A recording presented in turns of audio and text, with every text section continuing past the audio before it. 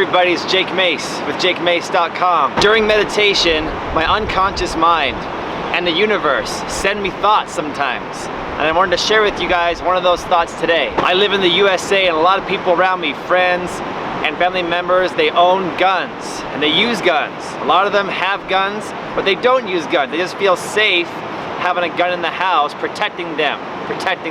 And the way that I've always thought about guns comes from the path of a martial artist, Chinese Kung Fu and Tai Chi guy who thinks about guns like he thinks about any other weapon in the martial arts. And so when I have brand new students join my program, they first learn empty hand skills of some grappling and some striking, some fitness, conditioning, breathing, meditation, and stance work. And then once they have that down, they go on to the bow staff. The bow staff is the first weapon that they learn how to use. And you guys have been getting our bow staff DVD and bow staff from JakeMace.com. Once they learn the bow staff, they go on to many other weapons in a proper order. Nunchucks, short stick, then they go on to the broadsword. Sometimes they go on to daggers, chain whip, and the highest state of weapon is the straight sword called the jian. The Chinese martial artist values the straight sword as the elite of the elite in terms of the weapons. And in my opinion, the reason why this is because back in ancient China, of all the modern day weapons that were available to the ancient warrior, the straight sword was the most advanced form of weaponry of the time. I've been to the Bingmayong, the terracotta warriors in Xi'an, China, and you can see how China was the first ones to bronze and chrome out their weapons so that when they would go against an opposing army, it was no contest. The chromed out steel weapon or bronze weapon is infinitely stronger and more modern and therefore better at killing than a futile weapon of the other countries of that time. But China has a tumultuous past, and many of those ancient warriors died out through the ages, through the millennia. And so in today's world, guns and bombs are the most advanced form of human weaponry. And so it blows my mind when a lot of human beings, especially in my social circle in America here, have guns, because guns should be valued as a weapon that is more advanced than even straight sword.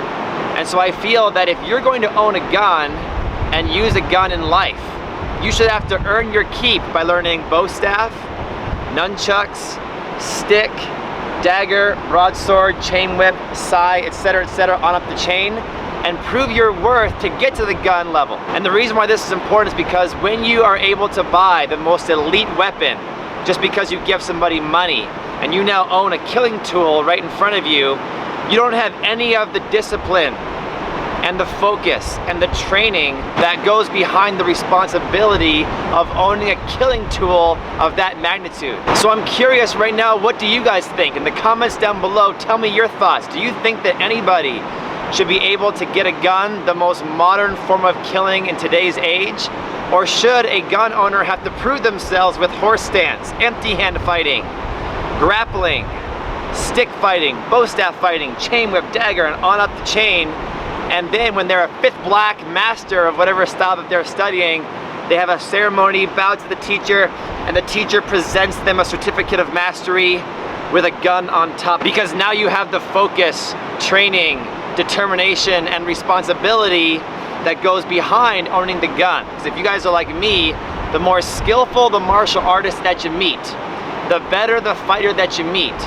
The martial artist with more deadliness in their hands and more training in their experience is usually the most responsible with that training possible. I can't tell you how many gun owners are so proud of their guns, they want to show them off to all their friends all the time. Well, I'll tell you what, a martial arts master doesn't go into their friend's situation, into a social situation, and show off all their punches and kicks and throws and grappling, okay?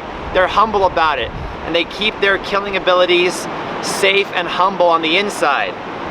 I think gun owners should do the same thing. So tell me in the comments down below what you guys think.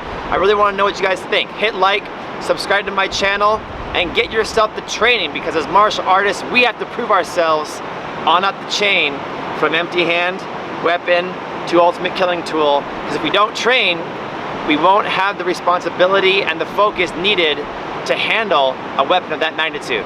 Thanks for watching, guys. I can't wait to see you back here for our next video, and also on any of my social media like Instagram, Facebook, and Twitter.